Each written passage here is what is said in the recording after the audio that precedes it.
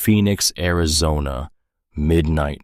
Rain on empty pavement and a gas station buzzing at the edge of everything. At the far end of the parking lot, a rusted RV sits under a flickering light. A handwritten sign taped to its side, $10. A girl with a backpack and wet shoes reads it and laughs. Not because it's funny, because it's the only thing left. She buys it. Inside, past the broken cabinets and hanging wires, there is a door that should not exist. Metal, locked, scratched by hands that came before hers, and in a hidden cabinet, a name, her dead father's name, written on papers no one was supposed to find. She presses a button on the third step. The floor opens. 18 feet below, a Phoenix parking lot, 40 server racks are running. 12 screens glow in the dark, and on one of them a live camera feed. Her street, her house, the mother who didn't turn around. Someone has been watching for years. The night her stepfather told her to leave, he didn't raise his voice. That was the part she remembered most. Not the words, the quiet. His voice so flat it didn't even have the decency to be angry. Like she was a bill he'd already paid, a problem already solved. He stood in the hallway with his arms crossed, and he said the words, and then he went back to his chair.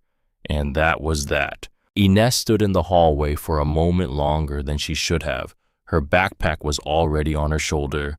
She'd packed it 2 weeks ago, not because she'd known it would be tonight, because she'd known it would be some night. She waited, just to see. Her mother, Diana, was in the kitchen. Inez could see her through the door frame, the back of her standing at the counter with both hands flat on the surface, not doing anything, not washing dishes, not making coffee, just standing there with her face turned slightly toward the window above the sink. She knew. Of course she knew. Inez waited 3 more seconds. Then she picked up her backpack and she walked out the front door into the rain. She didn't run. There was nowhere to run to. She just walked down the driveway, past the car that wasn't hers, past the mailbox with a name on it that wasn't quite hers either, past the edge of the porch where the light fell, and into the dark where it didn't. The rain hit her the moment she stepped out from under the overhang, not hard at first. The kind of rain that started gentle before it decided what it was. Within a block it had decided. Her jacket was soaked through before she reached the corner. She didn't hurry. Where was she going to hurry to? She walked 3 miles in the rain without a plan, which wasn't exactly new, but usually when she walked without a plan, there was a home at the end of it, a door she had a key to, a bed that was hers, or at least hers for the night. Now there was nothing at the end of the walking except more walking. She thought about calling someone. She went through the list. Because there was a list. Because at 17 you kept a list of people you could call if things went wrong. The list was supposed to get longer as you got older. More friends, more connections, more people who had a couch you could ask about. Hers had gotten shorter. Her phone was at 8%. She didn't call anyone. She sat down on the curb outside a gas station at the edge of town. The fluorescent lights buzzed and flickered. The parking lot was mostly empty. One car with its engine running. A man at the pump, looking over his shoulder like someone was following him. Inez pulled her knees to her chest. Her jeans were wet through. Her shoes had that squishing quality that meant they were done for the night. She opened her wallet and looked at what was in it.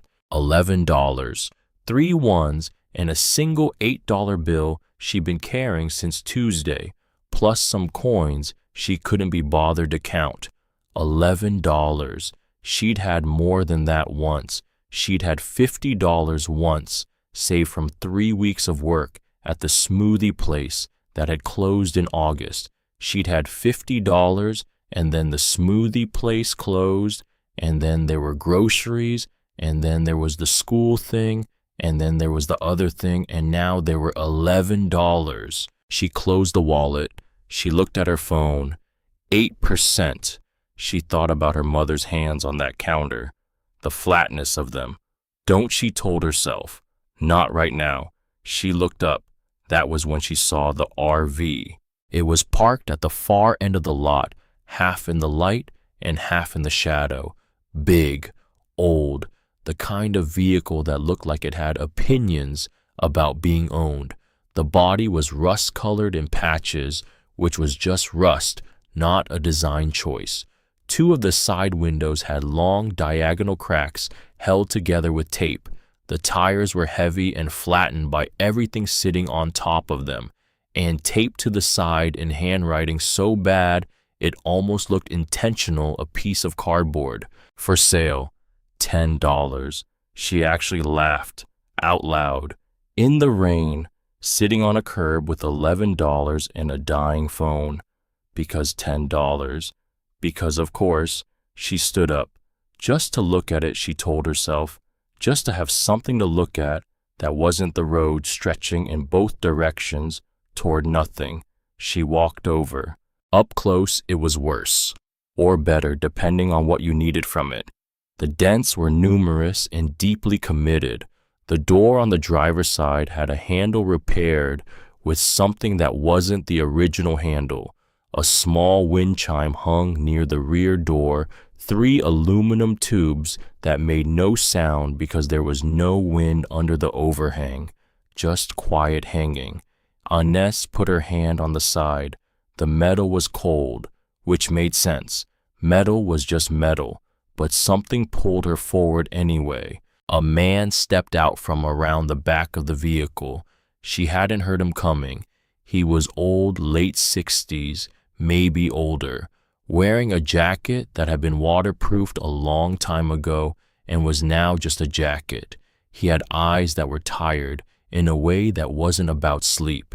He looked at her, not a stranger's look, the look of someone trying to confirm something they already knew. She said, "How much again?" He said, "10. She said, "Does it run?" He said, "Sometimes." She raised an eyebrow, meaning elaborate.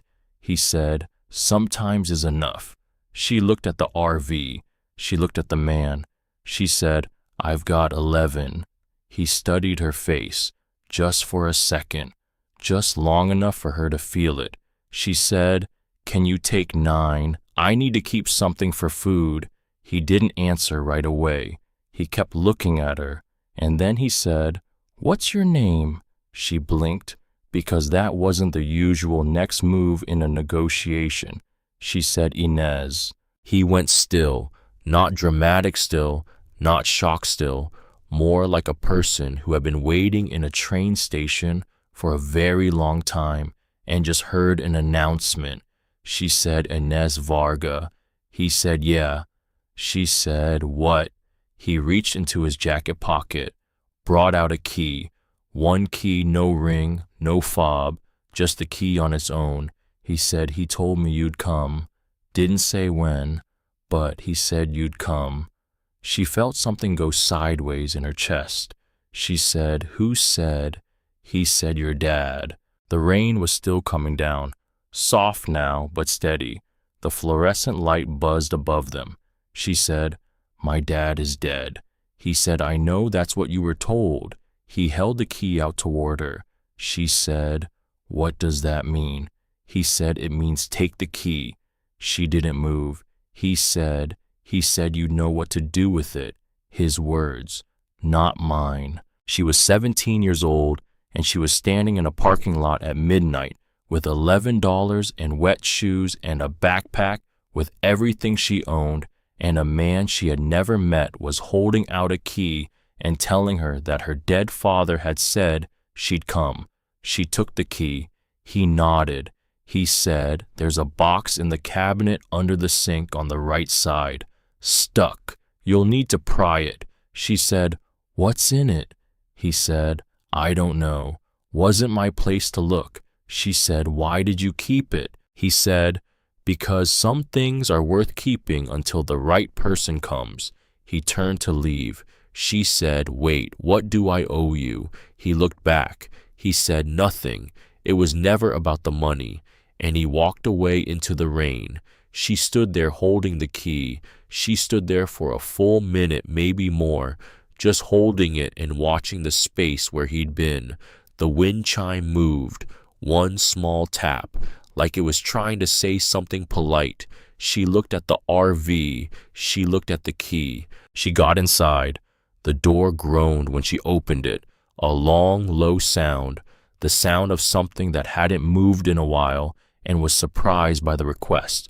The smell inside was layered, dust and old fabric and something metallic underneath the kind of smell that took years to build, but it was dry. That was the first thing she registered.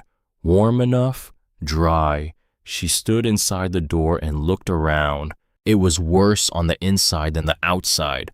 Wires hanging from a panel near the ceiling. Cabinets with doors that didn't sit flush.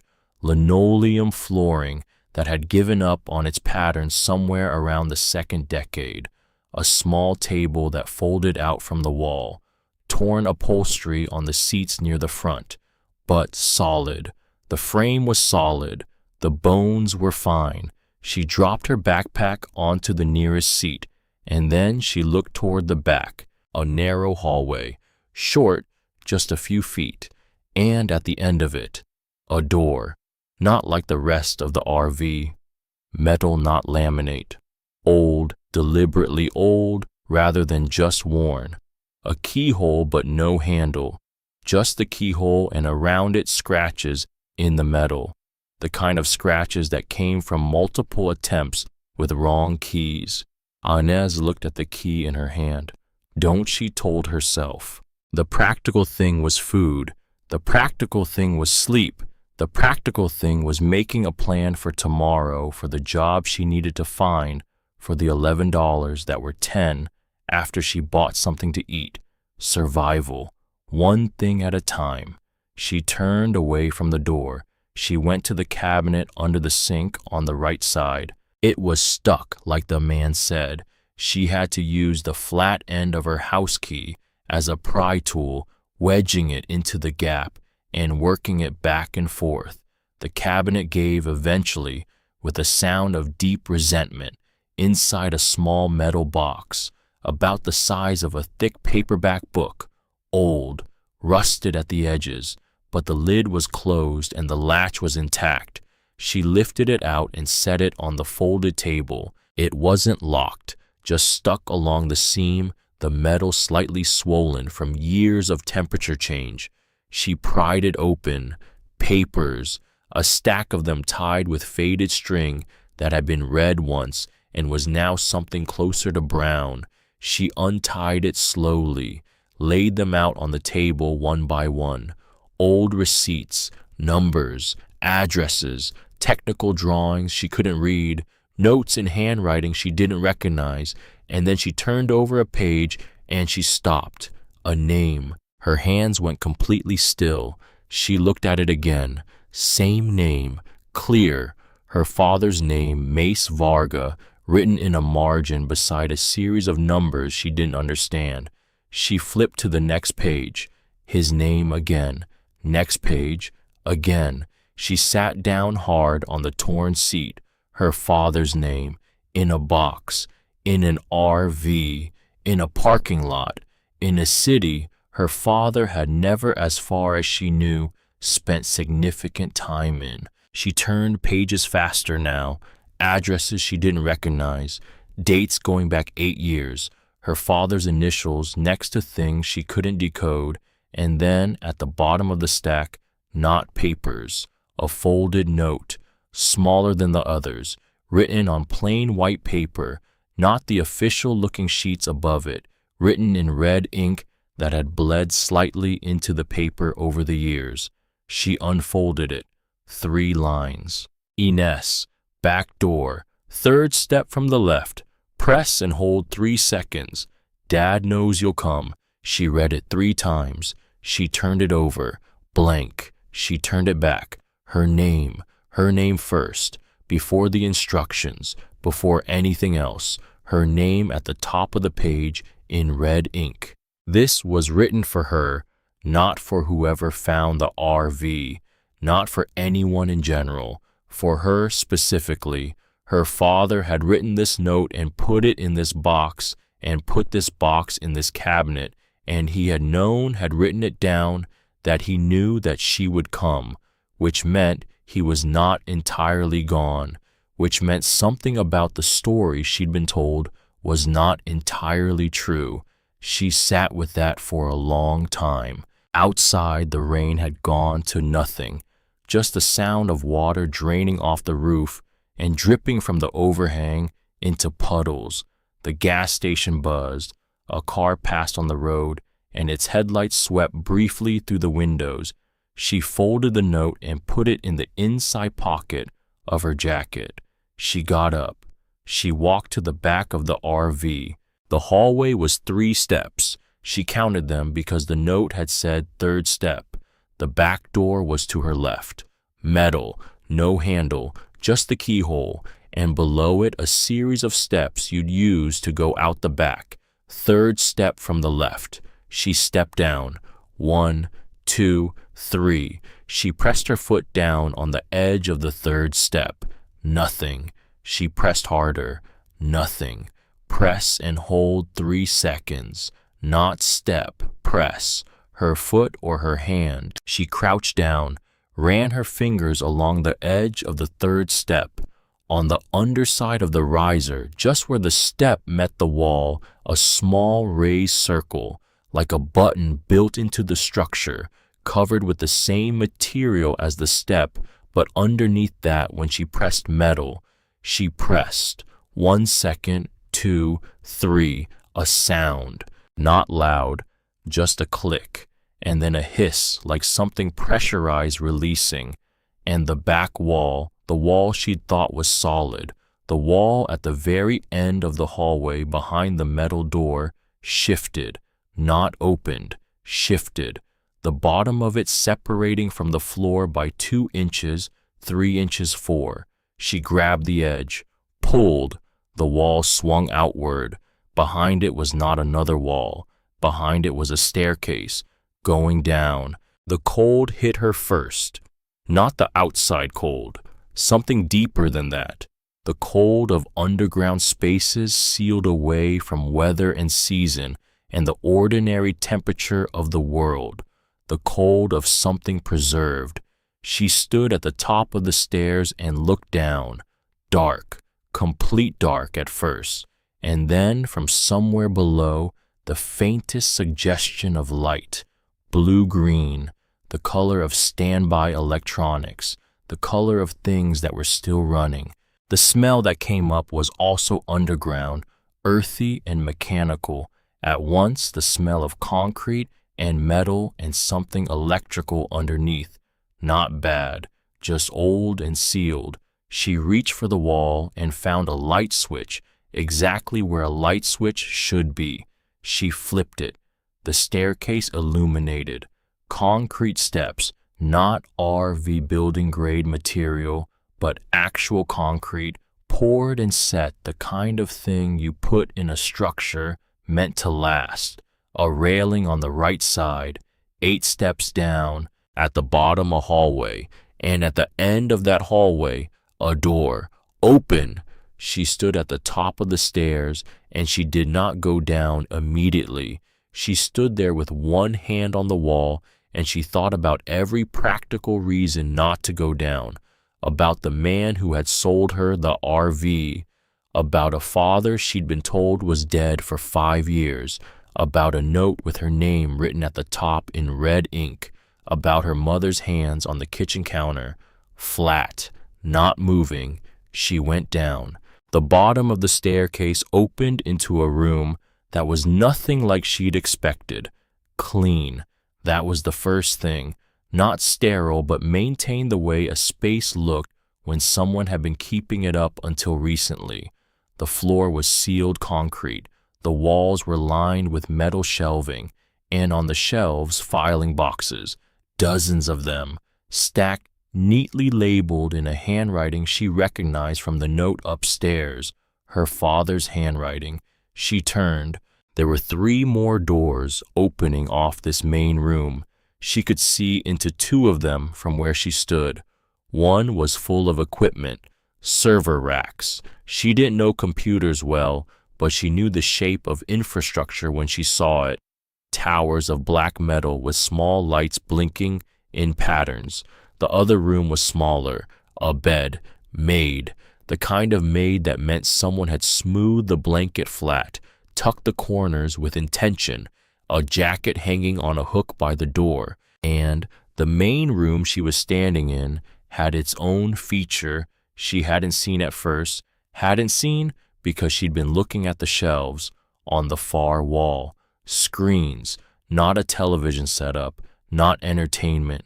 12 monitors arranged in 3 rows of 4, set up for someone who needed to see many things at once.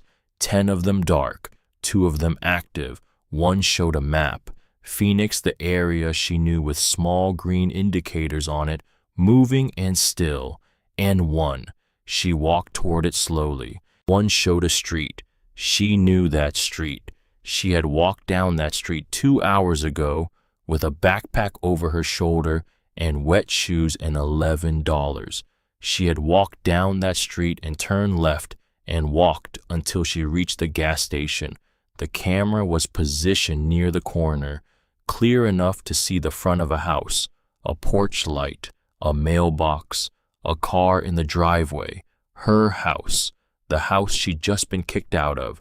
Her father had a camera on her house. Her father, who had been dead for 5 years, had a live camera feed on the house she'd just been kicked out of.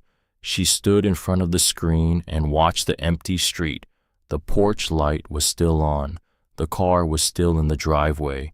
The house was quiet and still and looked like all the other houses on the block, like nothing in particular had happened there tonight. Like it wasn't the place where a woman had stood at a kitchen counter with her hands flat on the surface and not said a single word while her daughter walked out into the rain.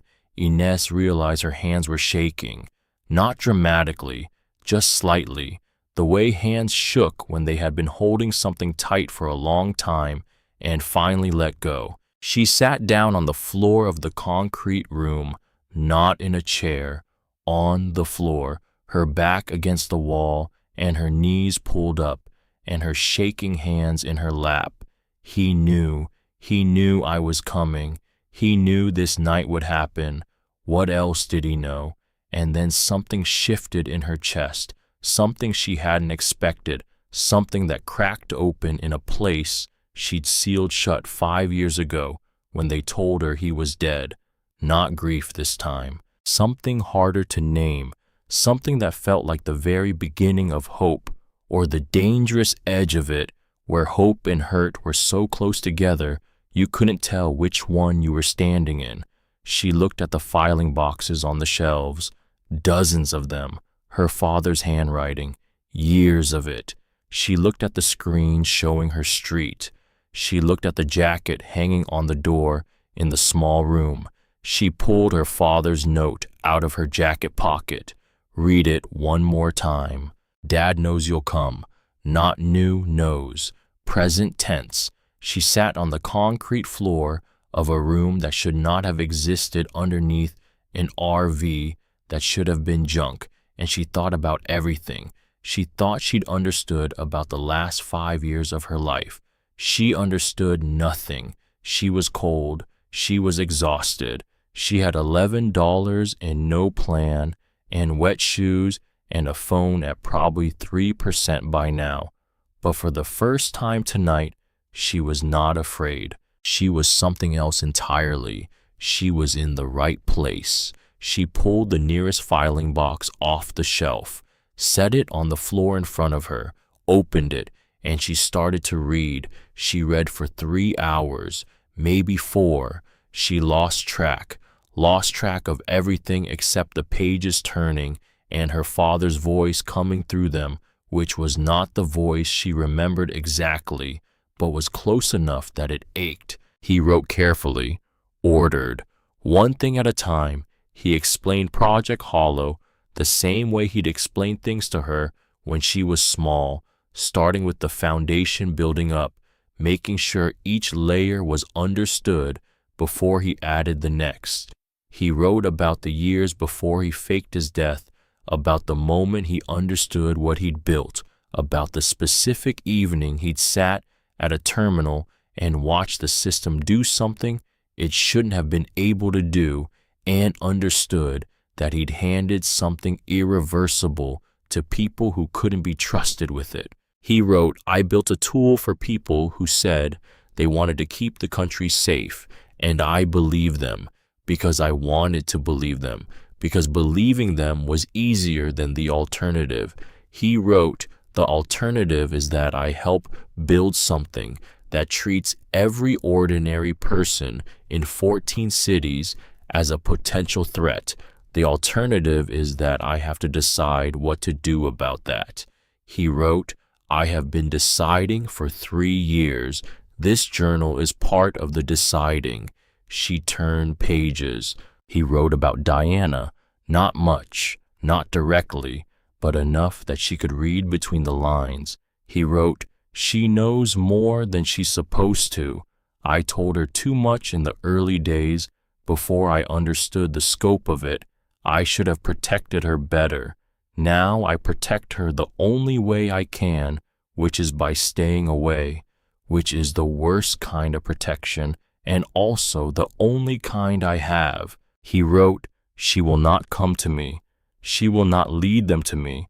She is protecting something I can't ask her to protect any other way. And she knows that. She has always known that. She is smarter than I am about some things. This is one of those things." He wrote, "I watch the cameras. I watch her. I watch Inez. I know that watching is not the same as being present. I know that knowing your daughter is okay is not the same as being there when she is not okay. I know this. I am telling myself I know this so that I don't pretend otherwise." He wrote, "Inez will be the one who finishes this, not because she has to, because she will understand it correctly. She always understood things correctly, even when she was small. She never accepted an explanation that didn't make sense. She'd ask until it made sense. She'd push until you either gave her the truth or admitted you didn't have one." He wrote, "She's going to be angry with me. She should be angry with me. I'm angry with me. But I hope she understands that every decision I made was made with one question in mind: is Inez safe?" He wrote, "The answer was always yes, because of Diana and because of Otto, and because I built a room and I waited." And then on the last page, no longer the ordered, careful sentences of the rest. These were shorter, like he was running out of something. He wrote, "If I don't make it to her before she makes it to the room, then something went wrong. If something went wrong, I'm sorry. Not for the work. The work was right. I'm sorry for the years. I'm sorry for the silence. I'm sorry for the camera in the laundromat parking lot, which I know is strange and I know is not the same as being there." He wrote, "She's going to figure out the part about her mother. She's smart enough. When she does, I need her to know that what Diana did was not weakness. What Diana did was the hardest thing I've ever watched anyone do." He wrote, "Tell her the truth and let her decide. That's all." He wrote, "I love you, Inez." And that was the last page. She closed the journal. She sat in the underground room for a long time. The servers hummed. She thought about a question her mother had asked her 3 days ago, called her into the bedroom just to talk supposedly. But then, do you know that you're strong? Not are you strong? Do you know that you are? Like the believing was the thing. She stood up. She put the journal in her backpack. She went back upstairs. Otto and Lena were still outside. They looked up when she came out. Neither of them asked how she was, which was the right call. She wasn't sure she had an answer. She said, "He wrote about my mother." Otto said yes. She said, "He said she knows." Otto said she has always known. She said about the room, about all of it. He said about the broad shape of it, not the details, but enough. She said she married him, that man, the one who kicked me out. She married someone she didn't love. Otto was quiet. She said to protect me. He said that's what I understand. She thought about 5 years of watching her mother in a house that didn't fit her, a woman who had been someone specific, someone precise and funny and sharp, becoming quieter year by year, becoming smaller in a space that should have been too small for her. She thought the grief had done it, the loss. Except it wasn't grief, it was strategy, which was somehow worse and better at the same time, and she didn't have the vocabulary yet for how to hold both of those things together. She said, I need to think. Lena said, we have time. Probably. Inez said, probably. Lena said, the signal from the room just came online tonight. When you crossed the threshold at the bottom of the stairs, it triggered everything. I've been monitoring frequencies associated with Helixon infrastructure for 2 years. When this location lit up, I came immediately. She paused. If they are watching the same frequencies, they know the location is active, but they may not know anyone found it yet. They might think it's a technical glitch. Inez said, how long until they come to check? Lena said, could be tomorrow, could be tonight. Inez said, then we don't have time. She went back to the control center. She sat in the chair. She looked at the 12 screens, the map, the camera feeds, the green indicator showing the system running 40 million people who didn't know their data was inside this network, who'd gone to bed tonight believing their private lives were their own.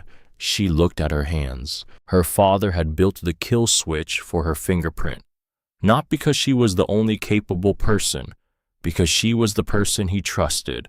He'd looked at all the other options and ended up at Inez. That was both the most flattering thing anyone had ever done for her and also possibly the most unfair. She was 17 years old. Dad, she thought, I'm 17. He knows, and he still chose me, which means he thinks I can handle this. He's probably wrong. He's never been wrong about me before. And then from somewhere in the back of her mind, unwelcome and exact, neither has Mom. She stood up. She walked out of the control center. She walked up the stairs. She went out through the back of the RV into the parking lot. She called her mother. It rang twice. She'd expected voicemail. She'd expected something to stand between her and this moment. Her mother picked up on the second ring. Diana said, Inez. Not surprised, not relieved, even though she should have been after last night, after a daughter walking out into the rain.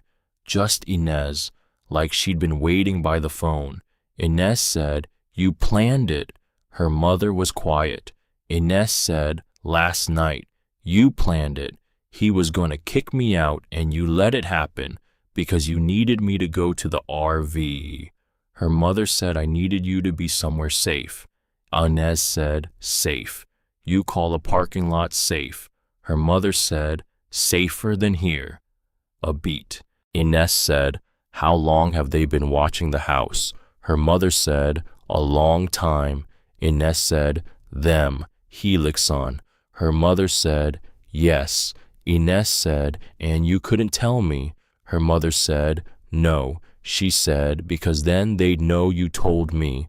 Her mother said, yes. She said, and they'd know I was going. Her mother said, yes. She thought about the woman who married a man she didn't love, so she could be a neutral variable. So Inez could leave on a night that looked like a normal domestic crisis and nothing else. So there was no conversation, no warning, no visible connection to follow. She did all of that. She said, you stood at the counter. Her mother said, yes. She said, you didn't turn around. Her mother said, and her voice was different now, stripped of the careful neutral it had been carrying for years. No, Ma, I didn't. She said, That was the hardest part, wasn't it? Her mother was quiet for a moment. She said yes. Inez sat down on the ground next to the RV. The parking lot was cold and the concrete was rough, and she didn't care. She said, Dad wrote about you. Her mother said, I know he kept journals. She said, he said you were smarter than him about this. Her mother said, about some things, she said, he said, what you did was the hardest thing he'd ever watch anyone do. The line was quiet. She said, Mom. Her mother said, I'm here. She said, I found the room. I know what's in it. I know what he built. Her mother said, I know. She said, there's a decision I have to make. Her mother said, I know that too. She said, I need you to tell me if you're safe. Her mother said, I'm fine. She said, that's not what I asked. Her mother paused. She said, if you do what I think you're going to do, there will be a period of difficulty. For me, for him. She said, the man I don't call Dad. Her mother said, yes. She said, but you'll be okay. Her mother said, I've been managing difficult situations for 5 years. I'll manage this one. She said, Mom.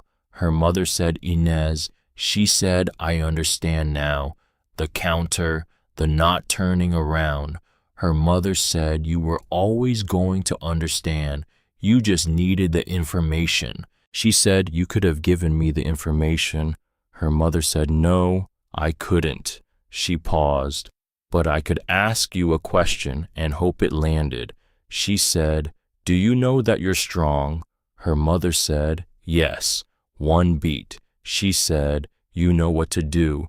Her mother said, your father chose right. He always chose right about you. She said, I love you.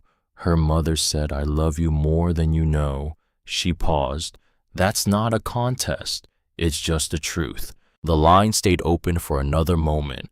Her mother said, go. And then the call was done.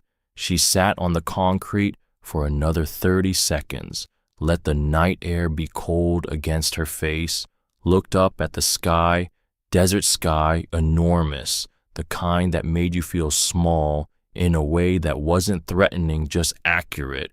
40 million people. They wake up tomorrow and none of this has changed. Or they wake up tomorrow and everything has. She stood up. She went back inside. Lena and Otto were in the main room, now having come down while she was on the phone. Lena was at the desk in the control room, not touching anything, just reviewing. Otto was standing by the shelves with his arms crossed, in the posture of a man who had been standing and waiting for years and had gotten good at the weight of it. A knock on the RV door above them stopped everything. All three of them looked up at the ceiling. The knock came again, 3 times, patient, not urgent, not a raid. The knock of someone who had decided to be polite about this. Lena said quietly, don't go up. Inez said, they know we're here. Lena said, probably. Otto said, definitely. The knock came a 3rd time. Then a voice through the door, male, unhurried. He said, my name is Stroud. I'm with Helixson's security office. I'm not here to threaten anyone. I'd like to have a conversation.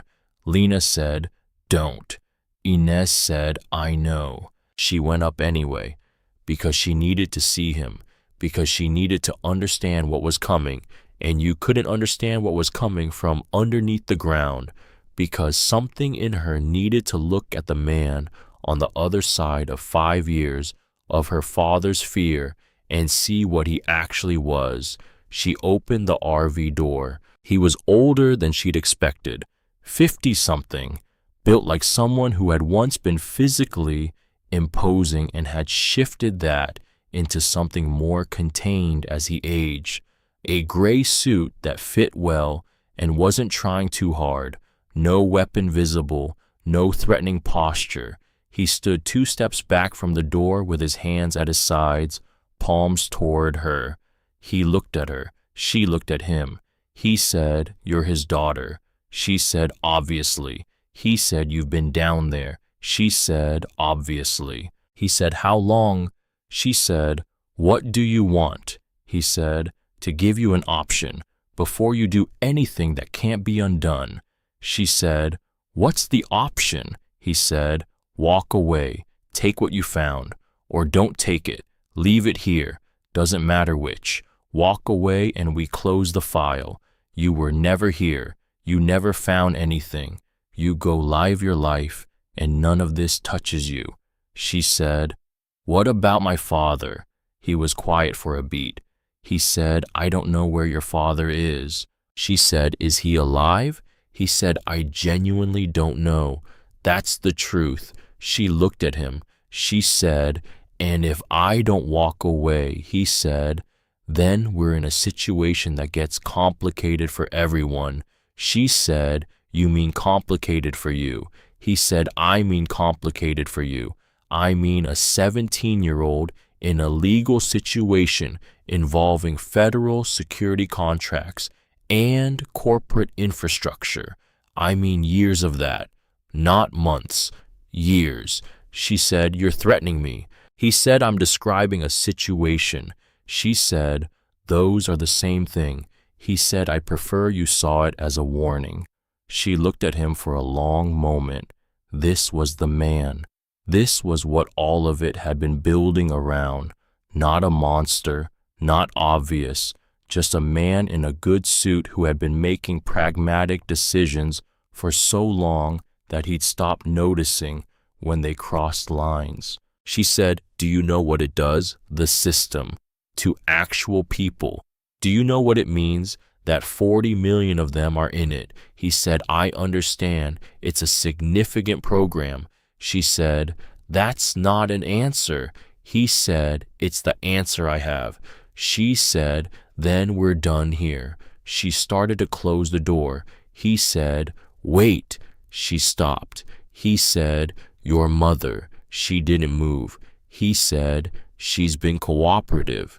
We'd like that to continue." She understood what he was saying, the architecture of it, the implication underneath the polite words. She's been cooperative means we have leverage. We'd like that to continue means don't make us use it. She looked at him. She said, "My mother is not in this." He said, "She's been adjacent to it for 5 years. She said she's a civilian who remarried after her husband died." He said, "That's one way to look at it." She said, "It's the true way." He said, "Truth is something people argue about in courtrooms. We'd prefer to stay out of courtrooms." She said, "I think you're afraid of courtrooms." He said, "I think you're 17 and you don't fully understand what you're standing in the middle of."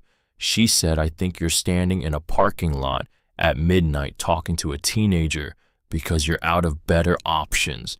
He said nothing. She said, "You came here to talk me out of it. That means you can't stop me any other way. That means the thing my father built is exactly what he said it was."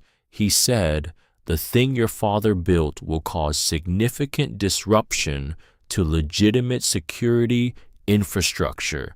She said, "Legitimate." He said, "Yes." She said, 40 million people, he said, are safer for it. She said, "Without their knowledge." He said, "Knowledge isn't always." She said, "I'm done." She closed the door. She stood inside the RV for a moment, heart going faster than she wanted it to, hands not shaking this time, which was different, which felt important. She heard him on the other side of the door. He said, "You have a few minutes to reconsider." She said, "I'll use them." She went back down the stairs. Lena was on her feet. Otto was by the door. Lena said, "How many?" Inez said, "Just him that I saw." Lena said, "There won't just be him. He came to the door because he's the face. The rest are somewhere nearby." Otto said, "How long do we have?" Inez said. He said, "A few minutes." Lena said, "So we have less than that." She went to the control center. She sat in the chair. She looked at the screens. She looked at her hands.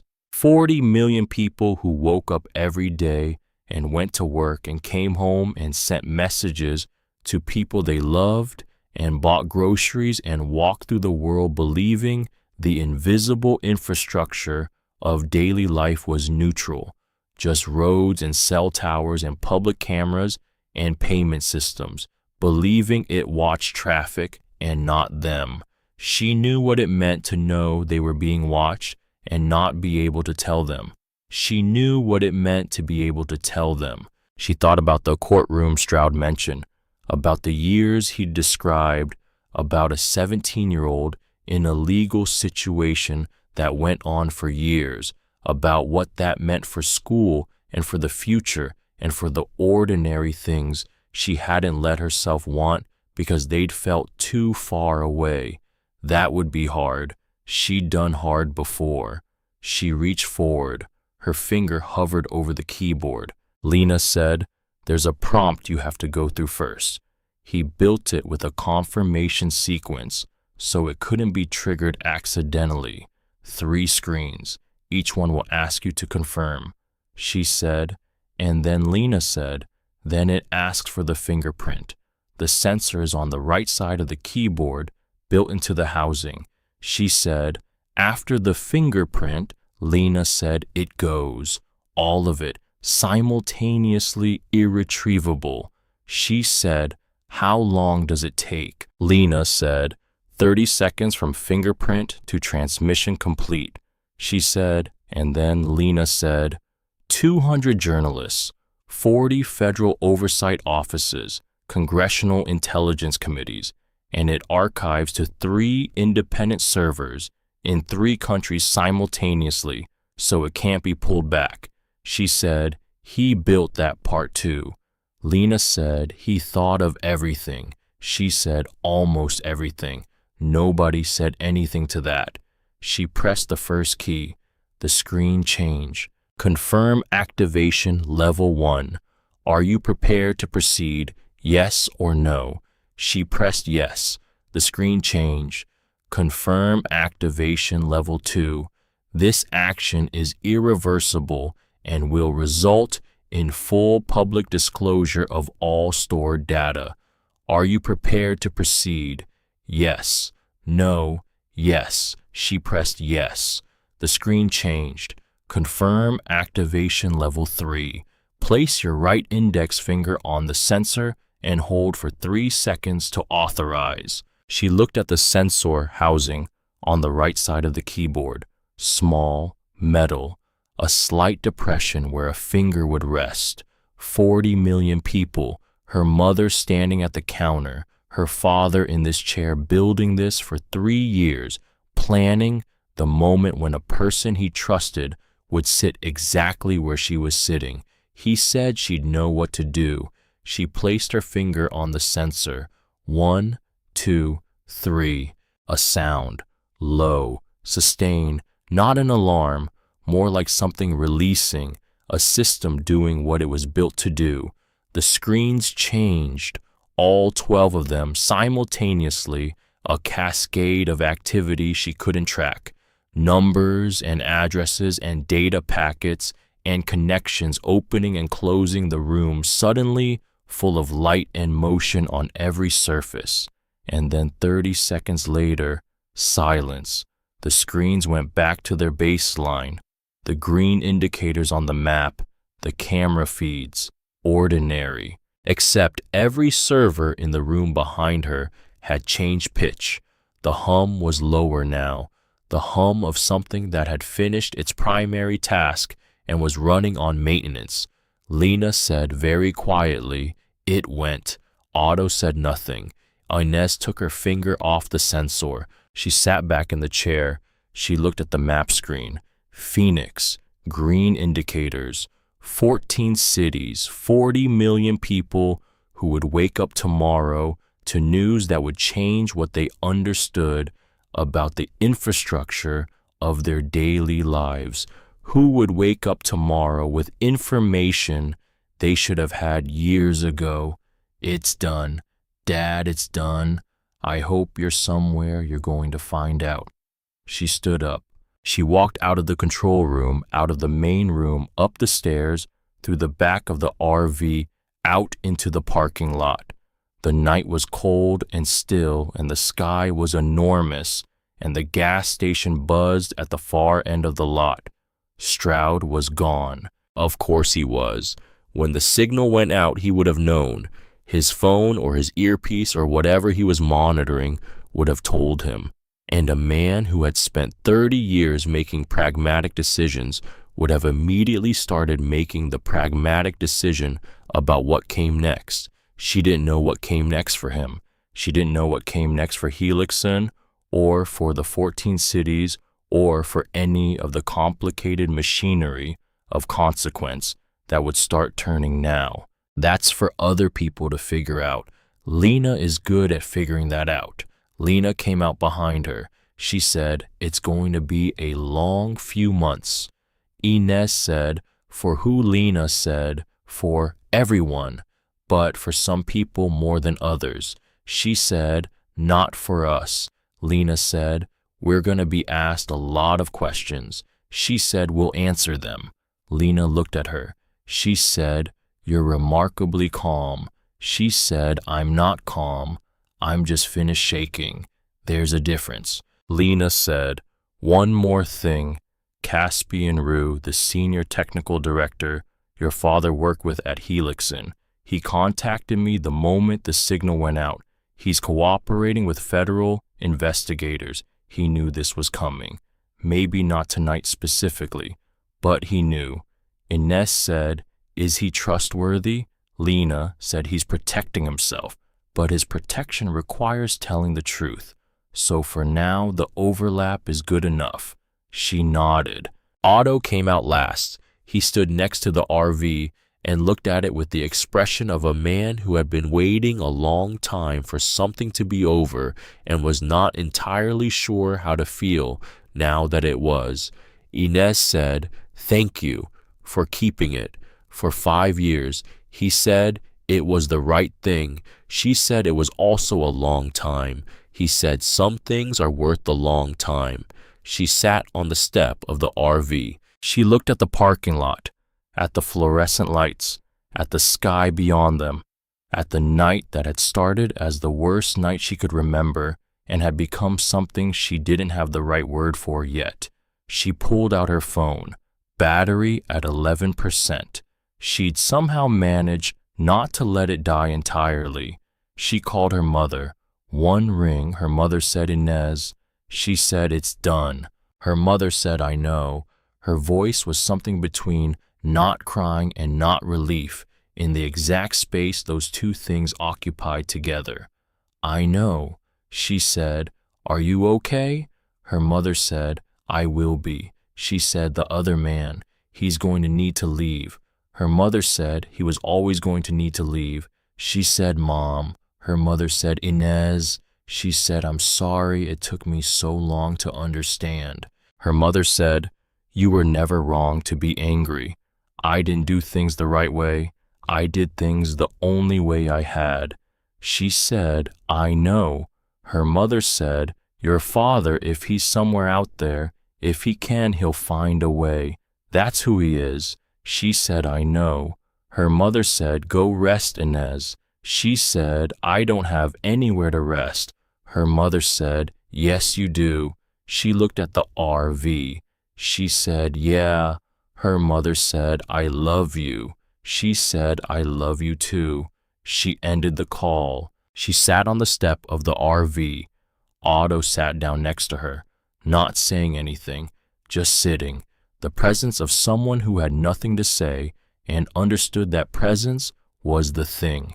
Lena was on her phone, already walking in slow circles near the edge of the parking lot, talking in the quiet, urgent voice of someone who had a story to file, and the clock had been running since the moment the signal went. The gas station buzzed. Somewhere a car passed on the road, and its headlights swept across the lot and faded. Tomorrow is going to be complicated. Complicated is fine. Complicated means it happened. Her phone buzzed. Unknown number. She looked at it. Unknown number. She opened the message. 2 words. Good girl.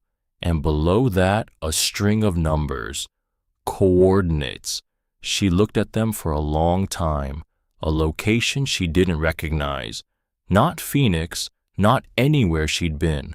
She looked at Otto. He was reading the message over her shoulder. He said, "I don't know what that is."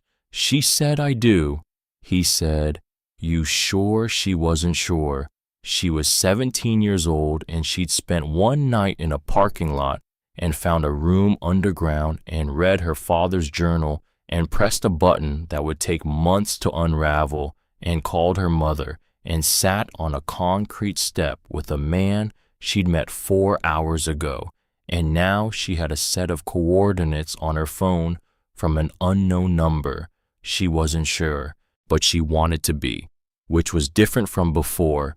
Before tonight, she hadn't wanted much of anything because wanting required believing things could be different, and she'd stopped believing that somewhere around year 3 of watching her mother get smaller in a house that didn't fit her.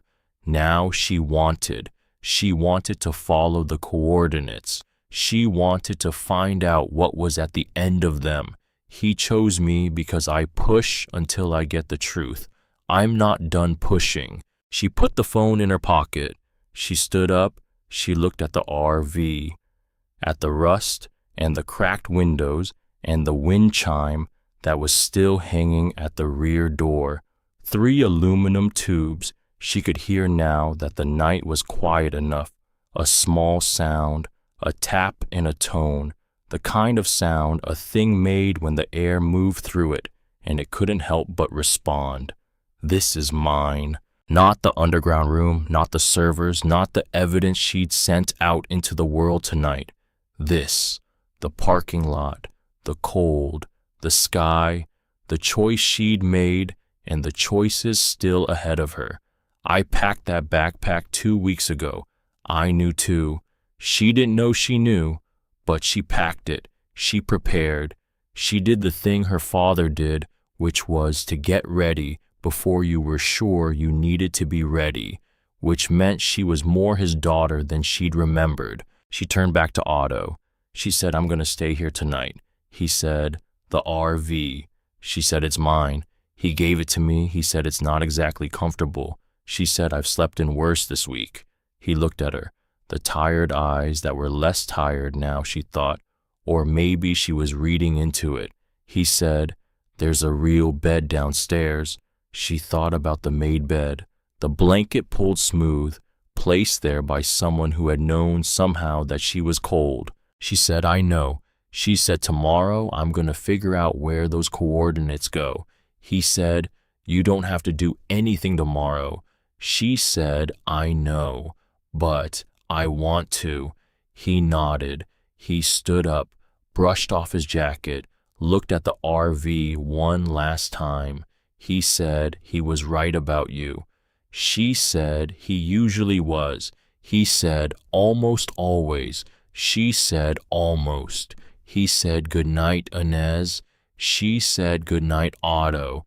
He walked across the parking lot and into the night. She sat back down on the step. Lena was still on her phone, voice low and fast, working through whatever came next in the chain of tonight's events. At some point, the calls would stop and the questions would start, and there would be months of things she hadn't thought through yet. There would be lawyers, probably. There would be people in suits who weren't Stroud and weren't friendly in the way he wasn't friendly.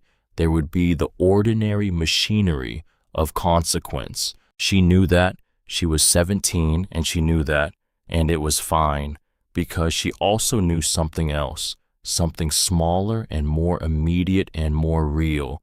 She was sitting on the step of her RV in a parking lot in Phoenix with $11 and a charge phone and a backpack with everything she owned, same as 3 hours ago, except she had her father's journal in her backpack.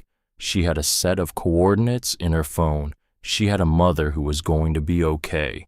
And she had, for the first time in 5 years, the feeling that the ground she was standing on was not going to disappear.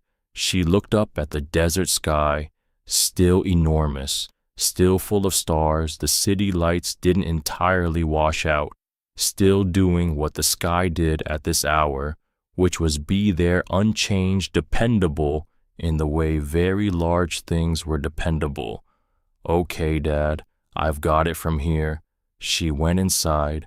She went down the stairs. She lay down on the made bed. She pulled the blanket over her, and it was the right weight, the specific right weight, the weight of something chosen carefully by someone who had known somehow that she was cold. She closed her eyes. She slept.